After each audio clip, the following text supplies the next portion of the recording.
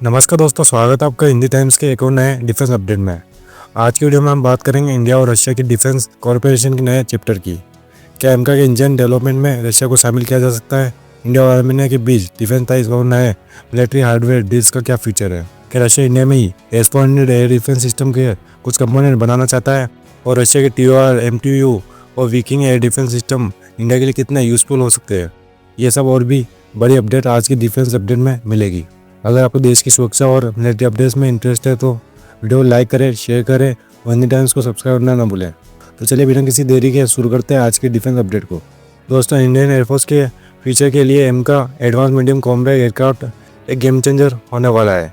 ये 5th generation steel fighter jet होगा जो इंडिया को एक एयर सुपरिटी एज देगा।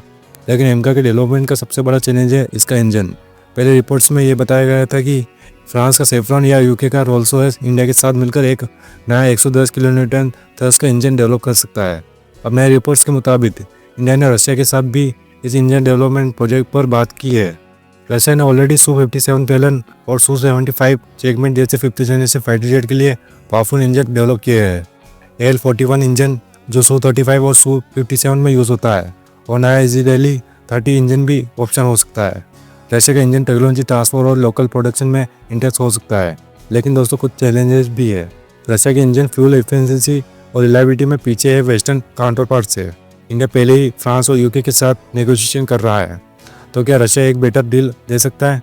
जियोपॉलिटिकल रिस्क भी एक फैक्टर है, क्योंकि यूक्रेन वार की वजह से रशिया के साथ टेक्नोलॉजी टायर्स कॉम्प्लिकेटेड हो सकते हैं। तो दोस्तों, आपको क्या लगता है कि रशिया एक स्ट्रॉन्ग पार्टनर हो सकता है एमका इंजन के लिए? अपनी राय कमेंट सेक्शन में जरूर बताएं।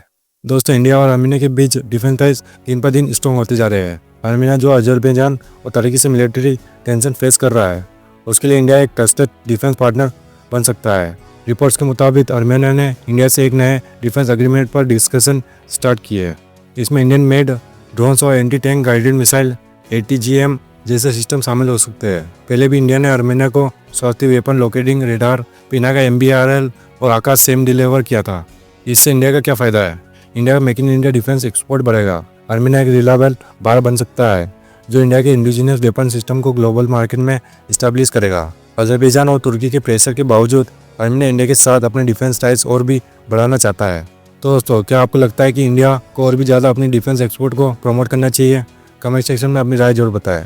दोस्तों, S-400 ट्राइम एयर डिफेंस सिस्टम दुनिया के सबसे powerful same surface to air missile system में से एक है। इंडिया ने रशिया से 5 S-400 यूनिट्स का ऑर्डर दिया था, जिसमें कुछ डिलीवर भी हो चुके हैं, लेकिन यूक्रेन वार की वजह से सप्लाई डिले हो रही है। रशिया ने इंडिया को S-400 के कुछ कंपोनेंट की लोकल मैन्युफैक्चरिंग का ऑफर दिया है। इससे इंडिया की सेल्फ रिलायंस बढ़ेगी और सप्लाई चेन डिलेस रिड्यूस होगी। लॉन्ग टर्म मेंटेनेंस और अपग्रेड भी इजी हो जाएंगे। इससे आत्मनिर्भर भारत मिशन को एक बड़ा बूस्ट मिलेगा। S-400 सिस्टम की फ्यूचर अपग्रेड इंडिया के अंदर ही डेवलप हो सकते हैं। बस इंडिया को US सैंक्शन का ध्यान रखना होगा, क्योंकि केटसा सेक्शन का थ्रेड अभी भी बना हुआ है। तो ये एक बड़ी डेवलपमेंट है जो इंडिया के एयर डिफेंस कैपेबिलिटीज़ को नेक्स्ट लेवल पर ले जा सकती है। दोस्तों, रशिया ने अब इंडिया को TOR, MTO और विकिंग एयर डिफेंस सिस्टम का भी ऑफर दिया है।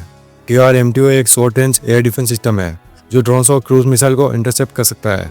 विकिंग एक advance medium range same system है जो बैलिस्टिक और एयर थ्रेट्स को न्यूट्रलाइज कर सकता है। इंडिया ऑलरेडी अपना इंडिजिनियस आकाश QRSM और MRSM डेवलप कर रहा है, लेकिन अगर रशिया ये सिस्टम ट्रांसफर और टेक्नोलॉजी के साथ देता है तो यह एक स्ट्रॉन्ग ऑप्शन हो सकता है।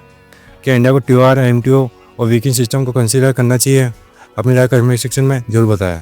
तो दोस्तों, ये थे आज के सबसे बड़े डिफेंस अपडेट। आज हमने देखा क्या रशिया उनका इंजन के लिए एक बेटर ऑप्शन हो सकता है। इंडिया आर्मेनिया डिफेंस टाइज और नए डिफेंस डील्स का इम्पैक्ट, रशिया का S-400 सिस्टम का लोकल प्रोडक्शन इंडिया के डिफेंस सेक्टर को कितना स्ट्रॉन्ग बनाएगा। TOR, MTO और Viking air defence system India के लिए कितने यूजफुल हो सकते हैं। अपने यहाँ कमेंट सेक्शन में जरूर बताएं। अगर आपको ये वीडियो इन्फॉर्मेटिव लगी है तो वीडियो को लाइक करें, शेयर करें और हिंदी टाइम्स को सब्सक्राइब करें। मिलते हैं अगले वीडियो में, तब तक के लिए जय हिंद, जय भारत।